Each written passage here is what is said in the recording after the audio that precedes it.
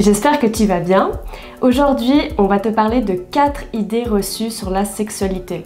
En effet, on entend tous les jours parler de plein d'idées qui sont fausses, qui ont tendance des fois à vraiment empiéter sur notre sexualité. Et du coup, on a voulu en déconstruire quelques-unes.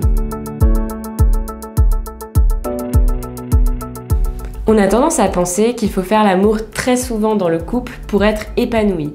Or, c'est totalement faux. C'est tout notre environnement dans notre société, les films qu'on regarde, les films à l'eau de rose, les séries, où c'est toujours un monde idéal qui est montré, qui nous pousse à croire ça. Il y a également pas mal d'enquêtes, soi-disant, de statistiques qui tournent, qui diraient qu'il faudrait faire l'amour au moins 2 fois par semaine pour être heureux dans le couple. Mais en fait, c'est pas du tout le cas, il n'y a pas de règles, ça dépend vraiment d'un couple à l'autre.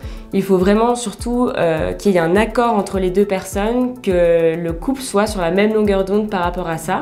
Mais en soi, tant que le rythme de la sexualité convient aux 2 personnes, c'est vraiment le plus important et ce qui compte au final.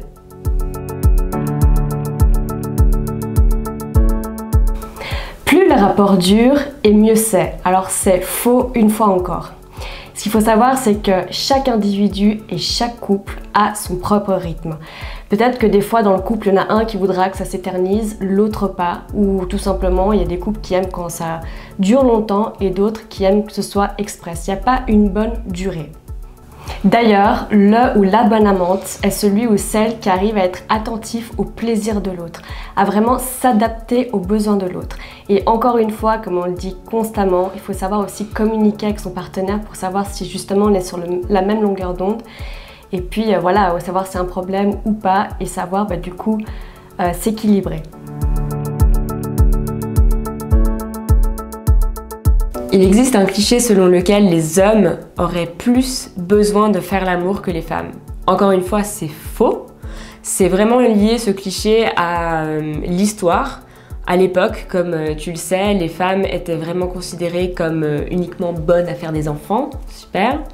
Et elles n'étaient pas considérées à égalité avec les hommes. On considérait qu'elles n'avaient pas le droit de faire l'amour juste pour faire l'amour, juste pour le plaisir, d'avoir du plaisir, mais vraiment uniquement pour pouvoir enfanter, et c'était toujours très lié à leur soi-disant désir de maternité. Du coup, aujourd'hui, on a encore toujours un peu cette croyance, alors qu'en réalité, elle ne tient pas du tout. Il n'y a aucune différence physiologique entre les hommes et les femmes qui expliquerait que les hommes auraient plus de désir qu'elles. En fait, les hommes ne sont pas des machines et eux aussi, leur libido peut être impacté par la fatigue, par le stress, par des problèmes de santé. Donc au final, c'est exactement la même chose pour tout le monde. Problème de lubrification et panne d'érection signifie manque d'excitation. Une fois encore, c'est faux. En effet, on peut très bien, parfaitement avoir envie de notre partenaire, mais on a quand même des petits problèmes techniques au cours de notre vie. Ça peut être pendant des périodes courtes comme pendant des longues périodes. Typiquement, l'érection est un état physiologique involontaire lié à l'excitation, mais également lié aussi à la santé. D'ailleurs, ces petits problèmes techniques sont très souvent liés au stress, à des problèmes physiques, psychiques, aussi à un déséquilibre hormonal, etc.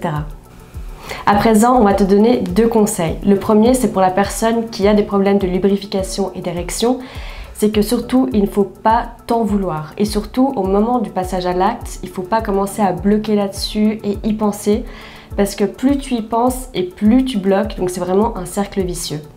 Et pour l'autre partenaire, il faut justement ne pas en faire une affaire personnelle. Il ne faut pas se dire « Ah, la personne me trouve plus attirante, plus belle, je suis plus assez sexy, etc. » Ça, c'est vraiment l'ego qui parle à ce moment-là. Et si malgré ça, tu n'arrives toujours pas à te rassurer, parle-en à ton partenaire. Il va très certainement te dire « Mais non, il n'y a aucun problème envers toi, c'est vraiment le problème vient de moi parce que je suis fatiguée, etc. » Il faut le croire. Il faut à chaque fois arrêter de psychoter et de se dire que ça vient forcément de nous. Si on devait résumer tout ce qu'on vient de dire en un point, c'est la communication. C'est hyper important de communiquer, de parler de ses envies, de parler de ses désirs, de parler de ses fantasmes même, pour être vraiment sur la même longueur d'onde et prendre le plus de plaisir possible avec son partenaire. Et surtout en cas de petits problèmes ou de pépins, c'est aussi une bonne manière de désamorcer les choses, de rassurer l'autre personne et encore une fois d'avoir une relation sexuelle épanouie. Si tu as aimé cette vidéo, n'hésite pas à mettre un petit pouce en l'air, ça nous fera très très plaisir, et aussi de nous laisser un commentaire. Si tu as envie qu'on aborde d'autres questions sur la sexualité, pas de problème. Également, laisse-nous un petit commentaire et on se fera une joie d'y répondre dans une prochaine vidéo.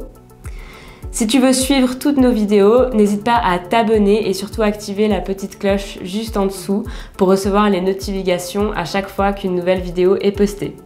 On espère que tu passeras une belle fin de journée et en tout cas on a hâte de te retrouver dans une prochaine vidéo. Ciao!